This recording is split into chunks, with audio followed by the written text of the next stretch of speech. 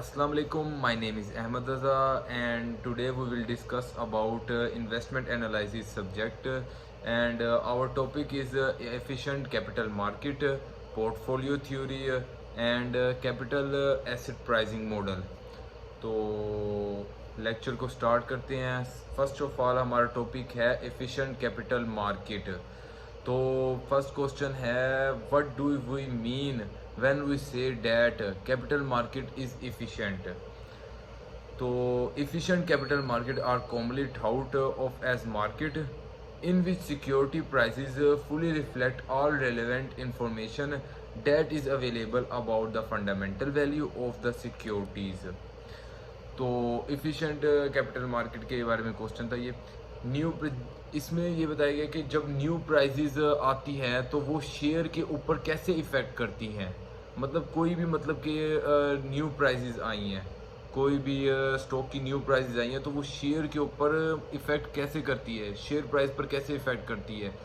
अब अगर new price जैसे कि आई है, अगर फॉर एग्जांपल आप ले लो कोई भी कंपनी में, ये मतलब सबसे पहले हम देखते हैं कि ये होता कैसे है। मतलब जैसे कि कोई भी कंपनी में अगर कोई गुड न्यूज़ आई है, अगर कोई गुड न्यूज़ आई है तो जो शेयर प्राइस होगी वो इंक्रीज़ होगी। अगर बैड न्यूज़ आई है तो शेयर प्राइस जो होगी वो डिक्रीज़ होगी। तो इसी तरह ही ये डिपेंड करता है न्यूज़ पे कि मतलब कि जैसे कि कोई भी कंपनी में डिविडेंड देने की कोई न्यूज़ आई है तो ये तो एक अच्छी न्यूज़ है, तो वो शेयर की प्राइसेस जो है वो इंक्रीज़ होगी। तो उन्होंने यही पूछा है कि जो शेयर की प्राइसेस है वो कैसे इंक्रीज़ होती है और डिक्रीज़ होती है। वो शेयर जो प्राइस है, न्यू प्राइसेस, वो शेयर पे कैसे इफ़ेक्ट करती हैं, कि वो इंक्रीज़ होती है या डिक्रीज़ होती है, ये कैसे इफ़ेक्ट करती है। तो अगला क्वेश्चन बहुत इंपॉर्टेंट क्वेश्चन है जो कि है, व्हाट इज़ EMH। EMH सबसे पहले मैं आपको बताता हूँ, इफ़िशिएंट मार्केट हाइपोथेसिस होता है, ठीक है। और जो हाइपोथेसिस होता है, हाइपोथेसिस का मतलब है कि आपने अपनी मतलब कुछ भी सोच लेना, मतलब स्टडी को कहते हैं हाइपोथेसिस, कि आपने सोच लिया कि ये ऐसे है। मतलब कि किसी भी चीज़ के बारे में टेस्ट करना उसको हाइपोथेसिस कहते हैं। अब EMH के बारे में मैं आपको थोड़ा सा बताता हूँ और एग्जांपल दे के बताता हूँ। जैसे कि एक कंपनी है, कोई भी ले लो, जैसे हम ले लेते हैं ABC लिमिटेड, ठीक है। एक कंपनी है, पहले पॉजिटिव, एक साल पहले उसकी आई थी पॉजिटिव न्यूज़, ठीक है। तो अब एक साल बाद जब उसकी आई है नेगेटिव न्यूज़, तो नेगेटिव न्यूज़ जब पॉजिटिव न्यूज़ आई थी तो उसकी जो शेयर प्राइस है वो थी इंक्रीज़ हुई थी। जो शेयर प्राइस थी उसकी इंक्रीज़ हुई थी। जो मतलब इन्वेस्टर थे उन्होंने इन्वेस्ट किया था उस पर जब उसकी नेगेटिव जो जब नेगेटिव आई है उसकी मतलब जब उसकी नेगेटिव न्यूज़ आई है तो शेयर प्राइस जो है वो डिक्रीज़ होगी। जो प्राइजेज़ होंगी, प्राइजेज़ पे इफ़ेक्ट पड़ेगा और प्राइजेज़ जो होगी वो डाउन होगी। जब पॉजिटिव न्यूज़ आएगी कोई तो जो प्राइस होगी वो हाई होगी, जब नेगेटिव आएगी तो प्राइसेस जो होगी वो डाउन होंगी। और इफ़िशिएंट मार्केट, इफ़िशिएंट मार्केट में ना वो शेयर प्राइस की जो है ना, शेयर प्राइस वो मतलब कि अपनी ओल्ड पास्ट की प्राइस पे डिपेंड नहीं करता। मतलब जैसे कि इफ़िशिएंट मार्केट ये होता है कि वो अपनी ना पास्ट की प्राइस को देख के नहीं, जैसे कि पहले उसकी प्राइस थी 102, 102 उसकी प्राइस थी, ठीक है। तो उसके बाद जो उसकी कल की फ्यूचर की प्राइस जो आनी है वो उसकी पास्ट की प्राइस पे डिपेंड कभी नहीं करेगा। मतलब इफ़िशिएंट मार्केट यही होता है कि उसकी जो प्राइसेस हैं वो इसकी पास्ट पे डिपेंड नहीं करती। तो इसी तरह मतलब कोई भी इन्वेस्टर है, जैसे कि मैं खुद इन्वेस्ट करना चाह रहा हूँ तो मैं खुद एनालाइज नहीं कर सकता उसकी पास्ट प्राइस देख के। जैसे कि मैं उसकी पास्ट प्राइस देखता हूँ कि उसकी पास्ट प्राइस शेयर की प्राइस थी 102, तो अब मैं उसको देख के एनालाइज कभी नहीं कर सकता कि अब इसकी आगे आने वाली प्राइस इससे कम होगी, 100 होगी या 110 होगी या 105 होगी। मैं कुछ एनालाइज नहीं करता, क्योंकि यही इफ़िशिएंट मार्केट होता है कि मतलब कि आप एनालाइज नहीं कर सकते कि उसकी आने वाली फ्यूचर प्राइस क्या है। आप उसकी पास्ट प्राइस को देख के उसकी फ्यूचर प्राइस को कभी भी एनालाइज नहीं कर सकते। और ये था एफिशिएंट मार्केट। और एफिशिएंट मार्केट हाइपोथेसिस यही होता है कि मतलब कि सोच लेना आपने कि ये हो सकता है या ये हो सकता है, मतलब एक टेस्ट होता है, मतलब कि आपके ख्यालात होते हैं, उसको कहते हैं हाइपोथेसिस। और इसमें जो है ना वो इन्वेस्टर कभी भी फ़ायदा नहीं उठा सकते कि एनालाइज करके कि इसकी पहले की प्राइस ये होगी और आगे की प्राइस ये होगी, उसकी मतलब कि पास्ट प्राइस से देख के अगर उसकी पास्ट प्राइस कल को हाई थी तो आज उसकी लो भी हो सकती है, आगे जाके लो भी हो सकती है, कल को लो थी तो उसकी हाई भी हो सकती है। कोई कुछ नहीं जानता कि उसकी कोई भी इन्वेस्टर नहीं जानता कि उसकी पास्ट की प्राइजेज मत को देख के उसकी फ्यूचर की प्राइस को एनालाइज नहीं कर सकता इसमें। अब मैं आपको इन शॉर्ट बता देता हूँ कि EMH में क्या होता है। EM एफिशिएंट मार्केट यही होती है कि अगर आपकी कोई पॉजिटिव न्यूज़ आ रही है तो उसकी शेयर प्राइस में क्या इफ़ेक्ट पड़ेगा। ओबियसली अगर पॉजिटिव न्यूज़ आएगी तो शेयर प्राइस जो है वो हाई होगी, और अगर नेगेटिव न्यूज़ आएगी तो शेयर प्राइस जो है वो डाउन होगी। और कोई भी इन्वेस्टर अब पास्ट की प्राइस से एनालाइज नहीं कर सकता इसकी फ्यूचर की प्राइस को, कि इसकी फ्यूचर की प्राइस क्या होगी। और अगर आपने इसमें अर्न करना है तो इसमें सिंपल यही है कि हाई रिस्क और हाई रिटर्न। अगर आप हाई रिस्क लोगे तो आपको हाई रिटर्न मिलेगा, जब आप हाई रिस्क लोगे ही नहीं तो आपको हाई रिटर्न मिलेगा नहीं, क्योंकि बिजनेस इन्वेस्टमेंट में वही सबसे आगे होते हैं जो हाई रिस्क लेते हैं। इन्वेस्टमेंट में वही होता है कि मतलब जो हाई रिस्क लेता है वो हाई रिटर्न अर्न कर सकता है, वरना लो रिस्क जितना आपका कम रिस्क होगा उतना ही आपको लो रिटर्न मिलेगा।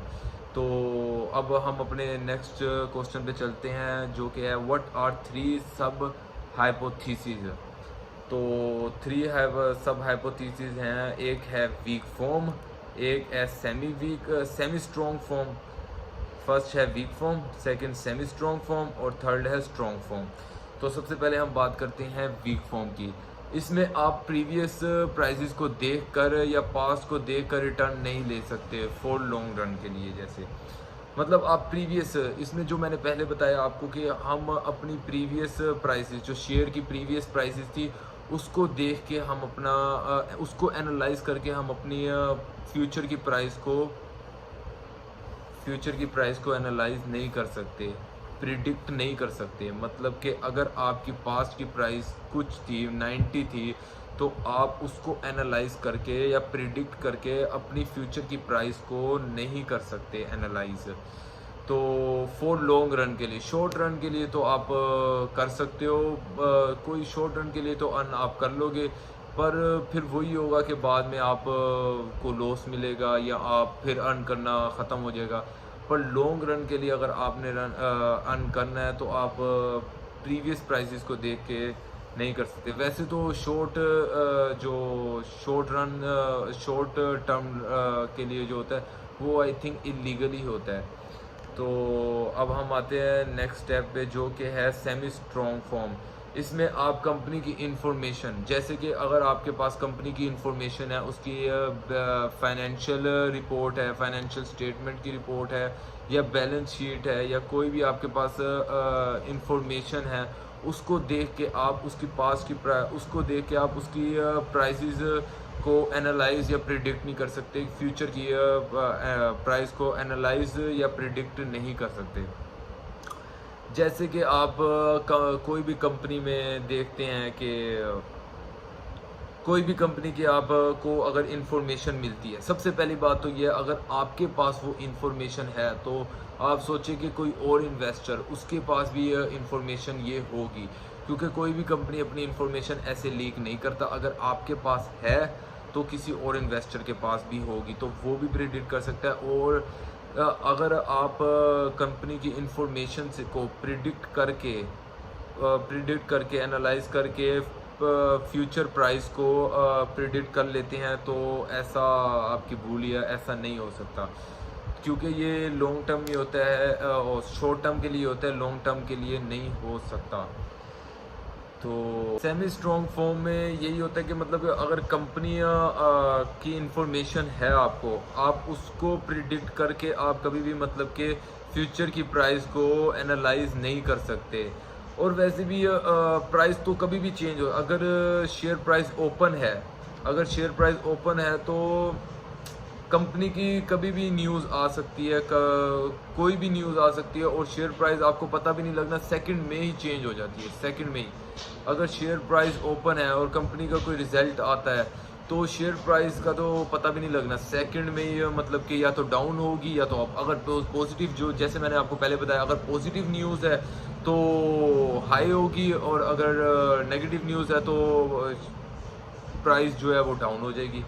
तो सेकंड में अगर शेयर प्राइस ओपन है तो सेकंड में आपको पता भी नहीं लगेगा। तो आप प्रिडिक्ट क्या कर सकते हैं, ये ऑल डिपेंड होता है कंपनी के रिजल्ट पे, कि कंपनी का रिजल्ट क्या जा रहा है, तो आप इस पे मतलब कि कोई प्रिडिक्शन नहीं हो सकती। उसके बाद आता है स्ट्रॉन्ग फॉर्म। स्ट्रॉन्ग फॉर्म में होता है कि अगर इनसाइडर, कंपनी का इनसाइडर भी कोई आपको इंफॉर्मेशन लीक कर देता है, तब भी मतलब कि आप एडवांटेज गेन नहीं कर सकते।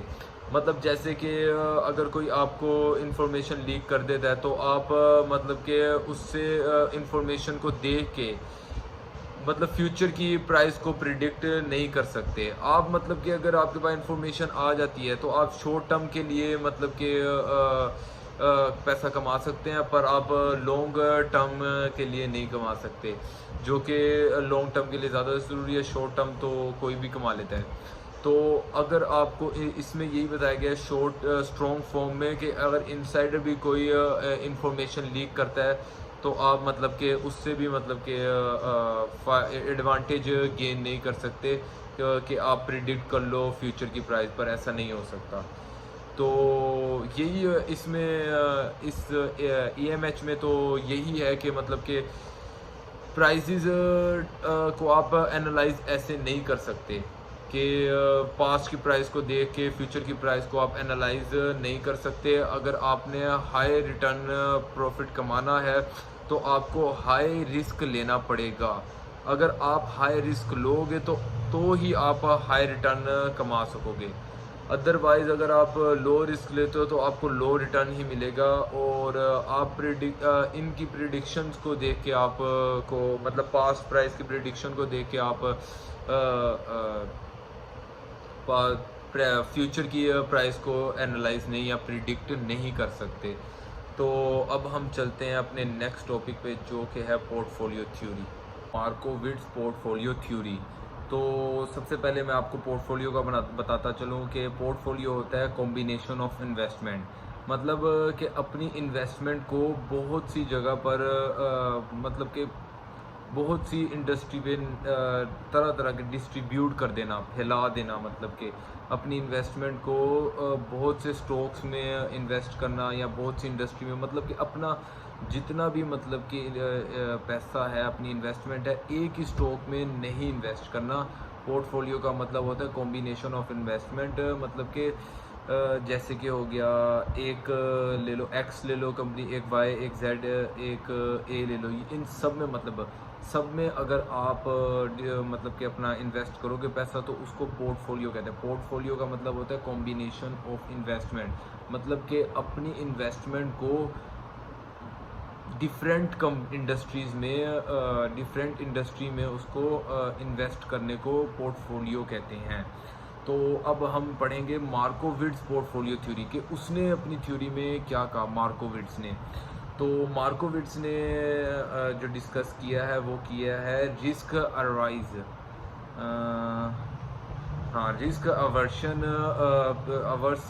रिस्क अवर्स जो होते हैं, रिस्क अवर्स पहले मैं आपको बता देता हूँ। रिस्क अवर्स वो होते हैं जो कि मिनिमम रिस्क में हाई रिटर्न गेन करना चाहते हैं। वो कहते हैं कि मतलब कि हमारे पास जो जितना रिस्क भी हमारा जितना कम हो सकता है रिस्क उतना कम हो हमारे पास। रिस्क कहते हैं कि हमारे थोड़ा सा लगे और रिटर्न हमें ज़्यादा मिले। तो मार्कोविट्ज़ ने रिस्क अवर्स पीपल के बारे में बताया कि उनको ये करना चाहिए कि इस थ्योरी में मतलब वो बताते हैं कि मतलब कि वो अपनी इन्वेस्टमेंट्स जो है ना, वो अपनी इन्वेस्टमेंट मतलब कि एक ही स्टॉक पे कभी भी मतलब कि ना इन्वेस्ट करें, या एक ही स्टॉक पे इन्वेस्ट करके उसी पर ना बैठे रहें कि जो रिटर्न आएगा इसी पर आएगा। रिस्क एवर्स वही लोग होते हैं जो कहते हैं कि हमें थोड़ा रिस्क मिले और रिटर्न ज़्यादा से ज़्यादा मिले, रिस्क थोड़ा से थोड़ा और रिटर्न ज़्यादा से ज़्यादा हो।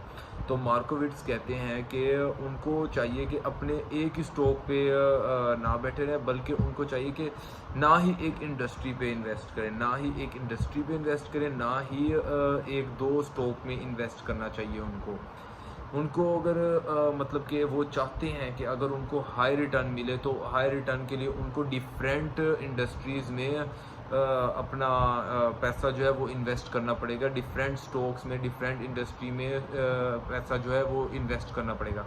फॉर एग्ज़ाम्पल जैसे कि हम एक एग्ज़ाम्पल ले लेते हैं कि जैसे कि आप देख लो एक मतलब कि इंडस्ट्री में हमने इन्वेस्ट कर दिया है जो कि है AB, दूसरी है DC, तीसरी है GF, जितनी भी है मतलब कि HY, जितनी भी मतलब कि हमने एक कंपनी हमें दे रही है, हम उस पर 10% इन्वेस्ट कर रहे हैं और वो हमें देगी 20%, ठीक है।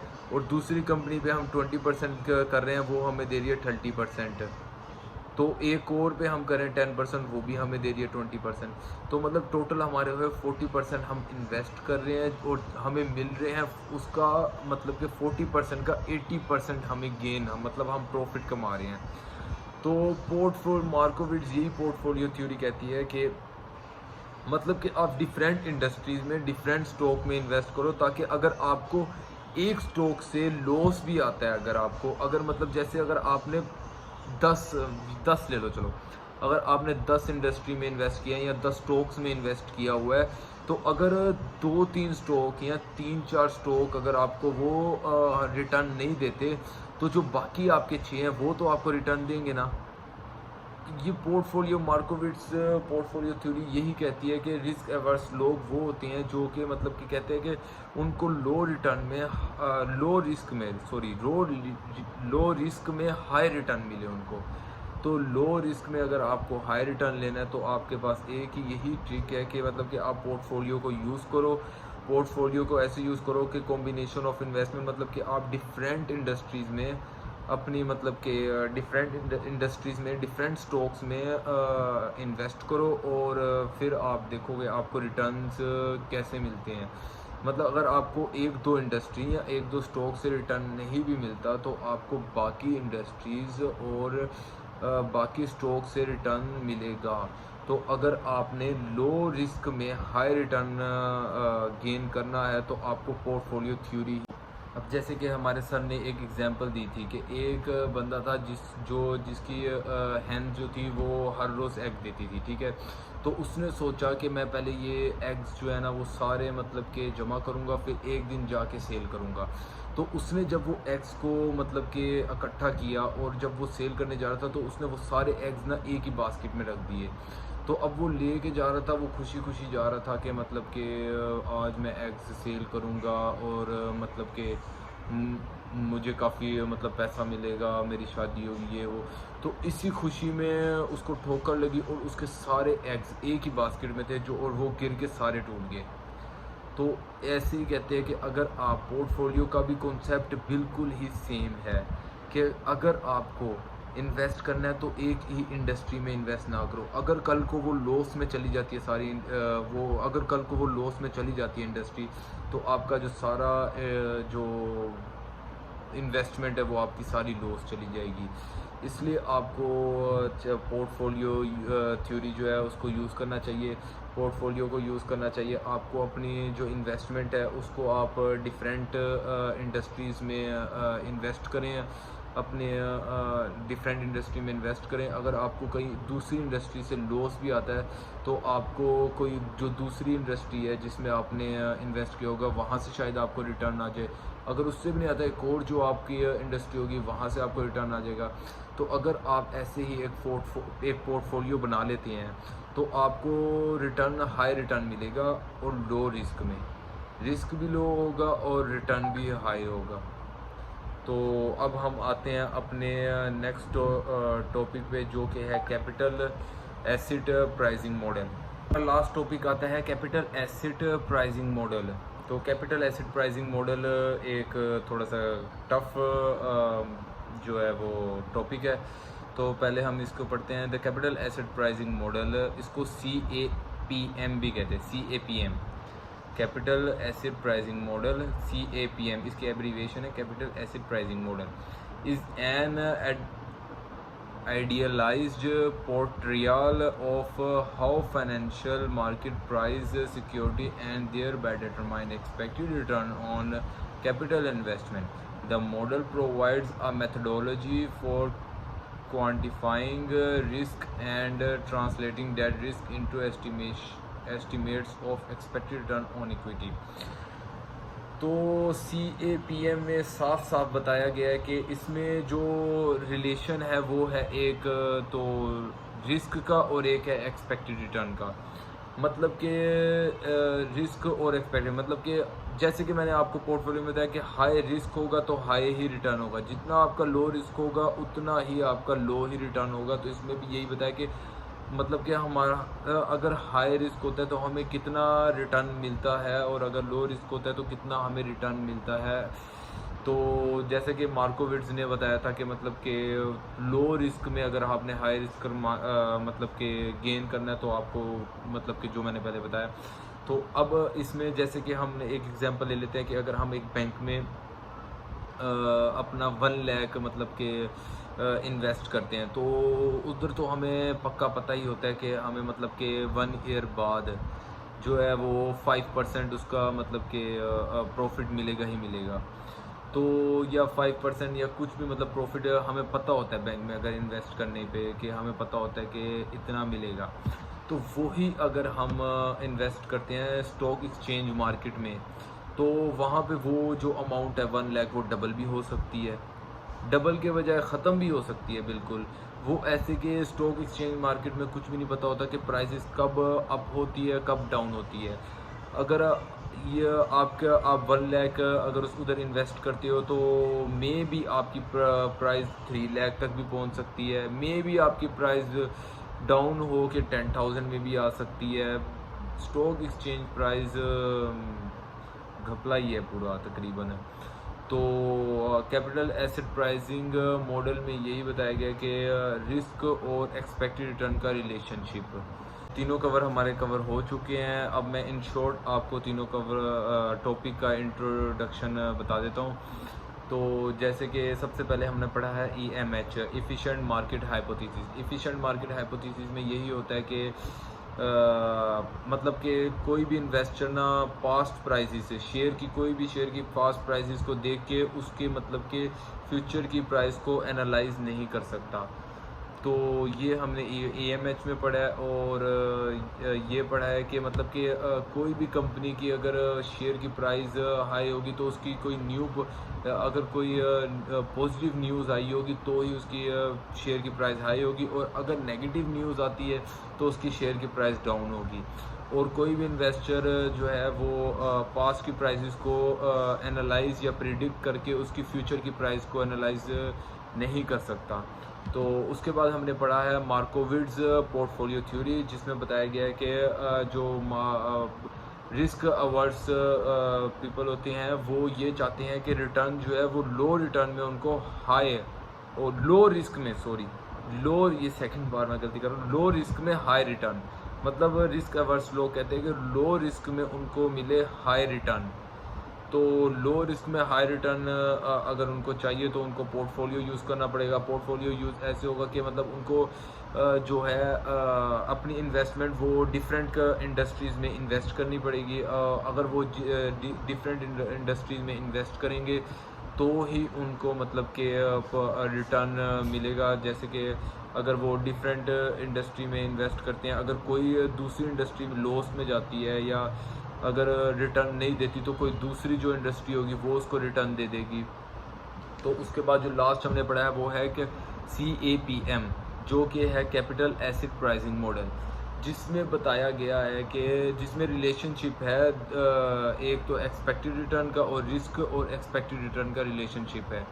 मतलब कि हम थोड़े रिस्क में हाई रिटर्न कैसे गेन कर सकते हैं, यार मतलब कितने रिटर्न में हम रिस्क में कितना रिटर्न गेन करेंगे, इसमें ये बताया गया है। तो यही था आज का हमारा लेक्चर।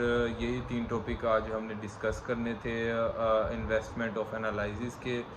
तो आई होप कि आपको तीनों टॉपिक अच्छे से समझ लग गए होंगे, और मिलते हैं अगले वीडियो में। तब तक के लिए अपना ख्याल रखना, और थैंक्स फॉर वाचिंग।